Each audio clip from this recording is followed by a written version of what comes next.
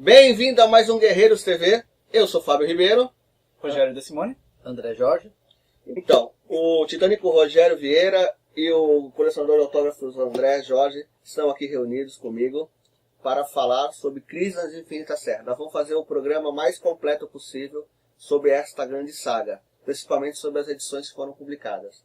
Alguém aí quer falar o que é Crise nas Infinitas Terras? Você. Eu? Você vai falar agora. Então, resumidamente, Crise nas Infinitas Terras é a maior maxi-saga dos quadrinhos do universo DC, que começou em 1985 com a finalidade de organizar o multiverso DC. A DC Comics tinha uma tradição de seus personagens estarem alocados em terras paralelas diferentes. Esse conceito começou na década de 50, porque os heróis dela tiveram versões modernas dos seus heróis que surgiram na década de 30. E aí, como tinham fãs saudosistas dos heróis antigos da década de 30, começaram a colocar os heróis antigos em terras paralelas. A versão anterior está numa Terra 2, a versão vigente está na Terra 1. Que começou com o Flash, né? Que começou com o Flash. E foi os anos 60, os heróis se encontrando nos anos 70, e uns 4, 5 anos antes das crises ser publicada, o projeto já tinha começado 5 anos antes.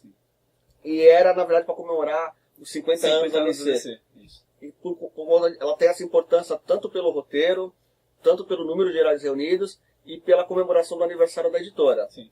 E o projeto empolgou os envolvidos, né, os editores, principalmente o escritor Melvin Wolfman, que era o escritor assim, de títulos mensais mais proeminente, né, da editora naquele momento, e convocaram Jorge Pérez, que já tinha desenhado a Liga da Justiça e estava fazendo sucesso com os Novos Titãs. Era também o desenhista mais popular daquele momento.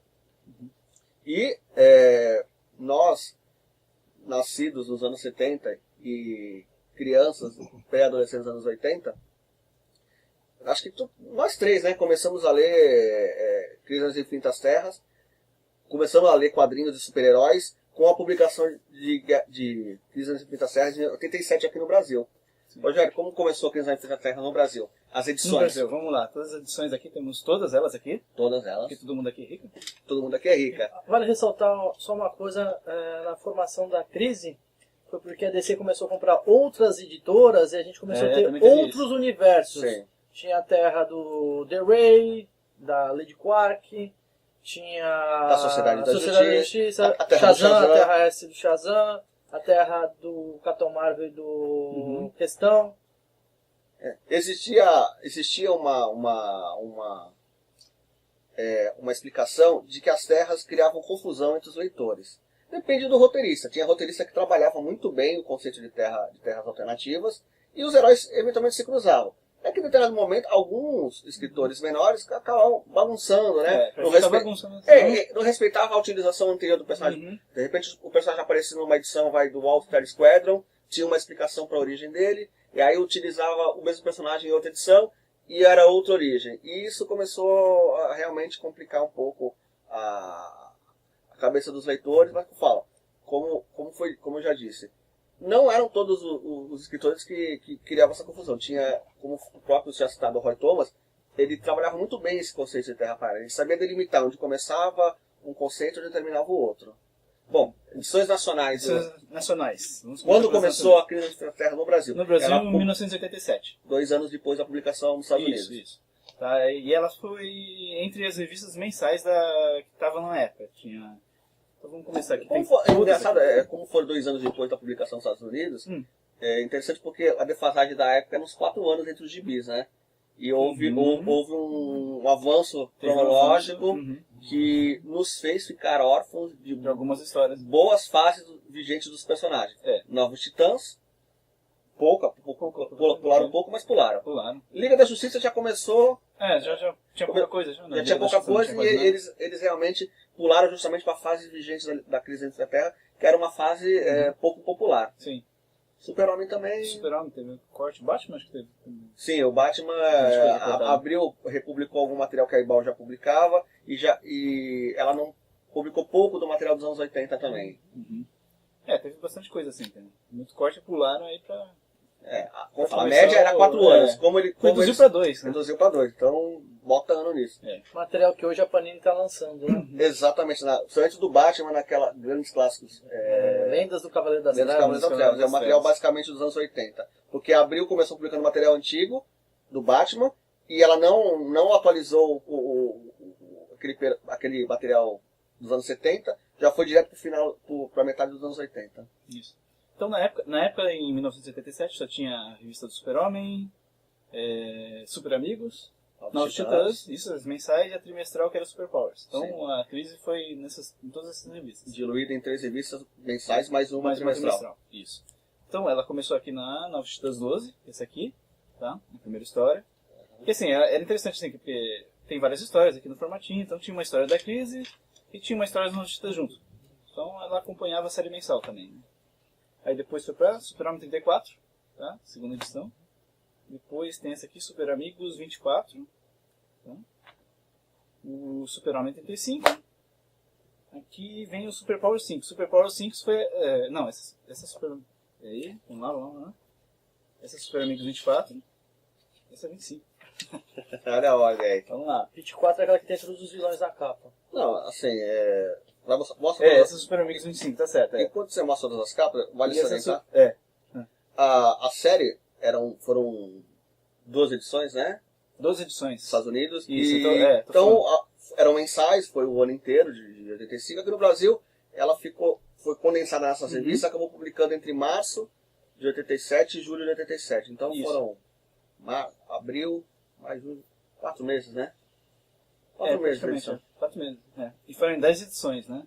Então, essa aqui que eu parei aqui no Super Power 5, né? Ela aqui é a edição dedicada todinha pra crise. Então não tem nenhuma história paralela junto. São 2 edições da crise. Isso. Tá? E depois do Super Power 5 vem essa aqui, a Super-Homem 36. Não sei se é isso mesmo. Aqui já traz a morte do herói aqui, né? Aqui é Super Amigos 26. Tá? Super-Homem 37. Super-Homem não, Novos Titãs 15. Tá? E a última aqui, Super-Homem 37. Essa aqui também sai, a edição toda é dedicada a crise, né? Que vale a 2 edições. Então saiu em 10 edições aqui. As 12 edições americanas saíram em 10 edições primeiro aqui. Aí depois as edições seguintes já começa com renovação do Super-Homem, por exemplo. A 38 já é a do Burnie. A do Burnie já. Então, a origem do Super-Homem. Como a própria Abril estava defasada, normalmente, sem a crise mesmo, ela já estava defasada com muitos personagens. Ela tentava emparelhar, deixar um lapso de 4 anos, mas tinha muitas histórias inéditas. A verdade, a crise foi basicamente atendeu uma demanda da própria Abril de resolver o problema cronológico. Porque após a crise os heróis tiveram um marco zero, suas origens recontadas. Então a Abril praticamente quis acelerar mesmo porque resolveu um problema, né?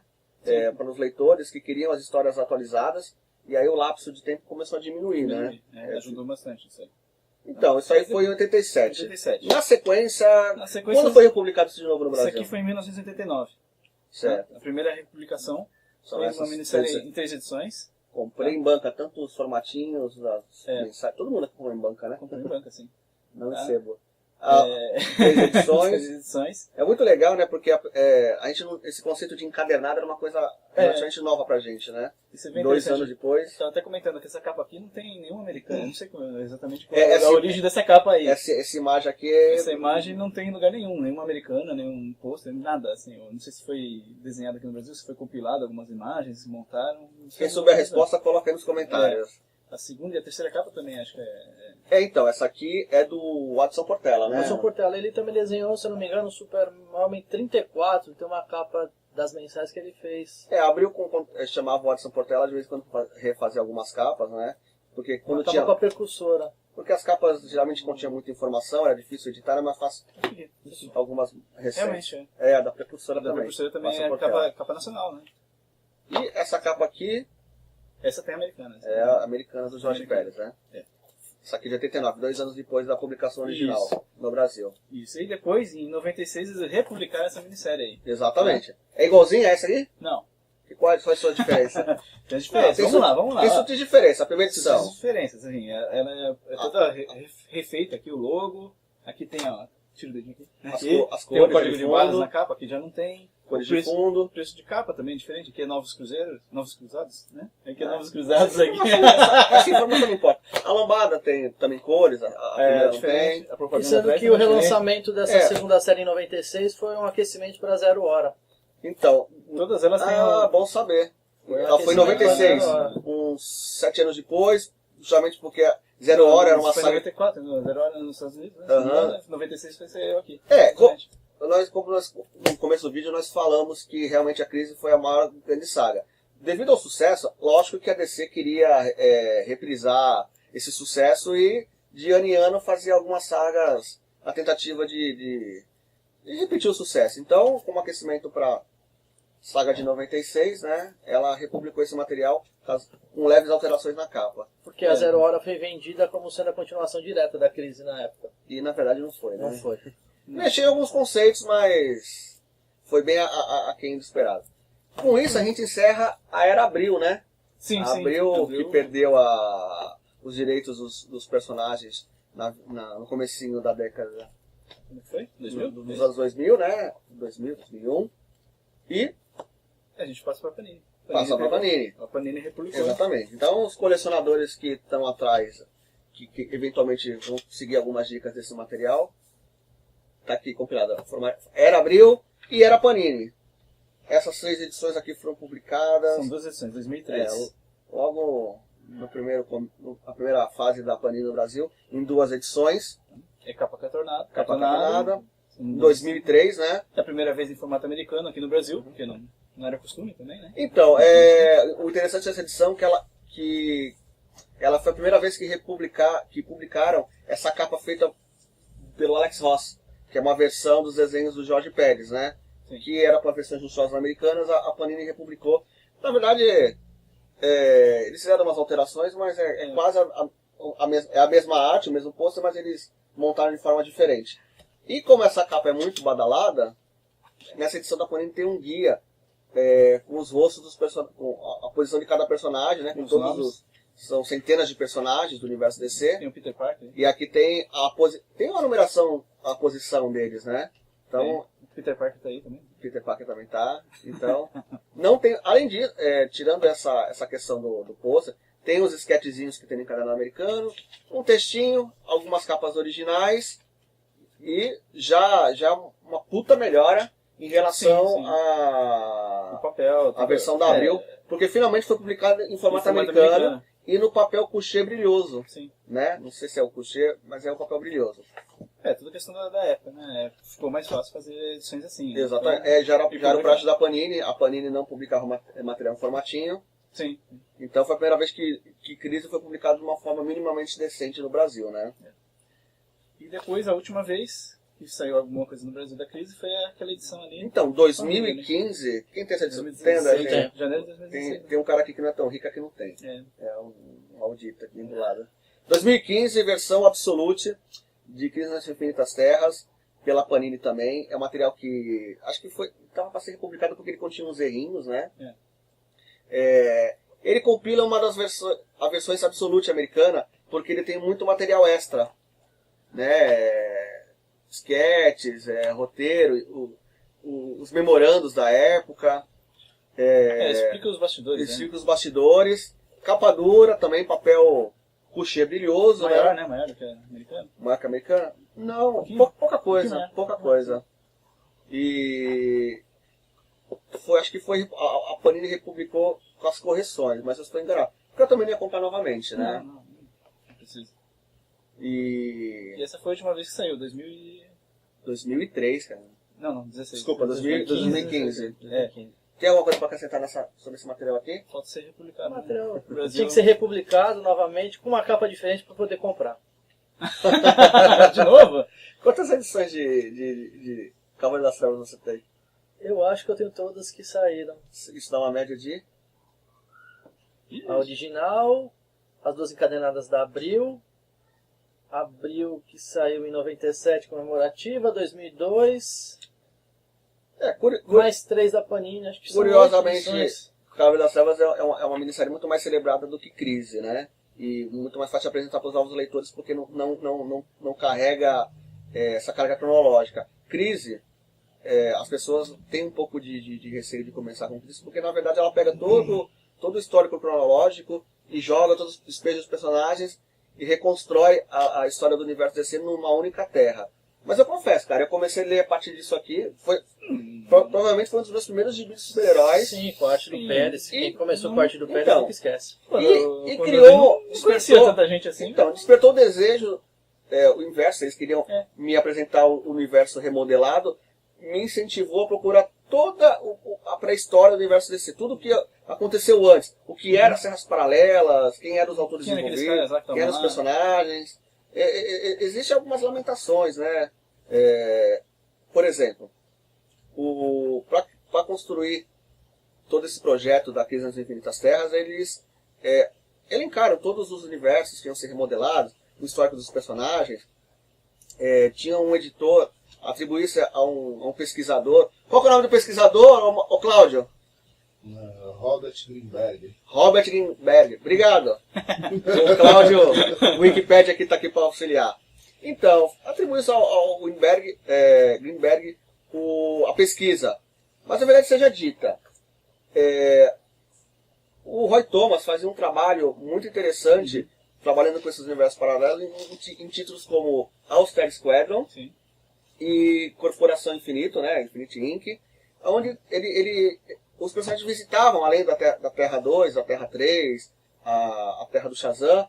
Então, assim, estava um pouco mastigado já pro Matt Wolfman essa questão dos universos paralelos, as versões oficiais, porque em 81 começou o All-Star Squadron, o Infinity Inc. em 83. Então, são outros autores estavam mexendo e dando uma modernizada nesses conceitos. Sim, então na época eu vi que o Matt Wolfman, junto com o Greenberg, faziam pesquisas que eram coisas assim meio obscuras. E não, na verdade não, né? Existia muito apoio. E curiosamente, né, nessa edição aqui da Panini tem os bastidores, que tem muitos dos memorandos, porque eles tinham que casar com os títulos mensais vigentes. Certo. E o Cláudio até brincou comigo, que tinha muito do choro do Roy Thomas, porque ele era o cara trabalhando com o conceito dos personagens da Terra Paralela, e a crise veio dar um fim nisso, né? Acabou com isso, né? Colocou os heróis no passado, no contexto, e ele chorou bastante, querendo saber os rumos dos personagens, e que de fato, após a crise da Infinitas Terras, os seus 2 títulos foram demorou 2 anos, e foram cancelados, porque não existia... O mote principal era o crossover dos personagens, né? E a viagem... Como estava todo mundo no mundo só. No mundo só perdeu um pouco do charme, né? Reformulado, tudo modificado. Exatamente. Você imaginou se tivesse internet nessa época? Com certeza eu reclamar, né? Se é que não reclamaram através de cartas, a gente não sabe, né? E, uma coisinha, um extra que a gente vai falar na segunda parte do vídeo, porque nessa primeira parte estamos falando sobre as edições nacionais. Mas tem essa edição aqui chamada A História do Universo DC. O que se trata disso? A Crise nas Infinitas Terras foi projetada para ser em 2 edições, e esta 12ª seria essa edição que é, na verdade, uma biografia dos personagens remodelados, né? Após a crise, as origens oficiais dele. Só que essa edição virou uma edição extra, né? Fora do contexto da crise. Ela foi publicada em 86, um ano depois da crise, né? Como um guia para os novos leitores. Mas aqui no Brasil ela só foi publicada em 2009. Primeira vez. Na época nós podíamos ter tirado assim, nem que fosse um formatinho na década de 80, né? Mas, enfim. Então, mais alguma coisa a acrescentar aqui sobre as edições nacionais? Não, então é isso aí. Então, falta sair alguma nova, né? Uma publicação nova, legal. Ela nunca saiu em 12 edições aqui. Na época que abriu, estava para perder o contrato com a DC. A época que o pessoal frequentava fórum e lia notícias, abriu, tinha prometido publicar as 12 edições da Crise separadas. Como nunca antes havia feito, mas ela perdeu os direitos antes de fazer isso. Então é isso. Isso aí. Gente, dê o joinha, curta e fique ligado na segunda parte do vídeo sobre Crise nas Infinitas Terras. Valeu.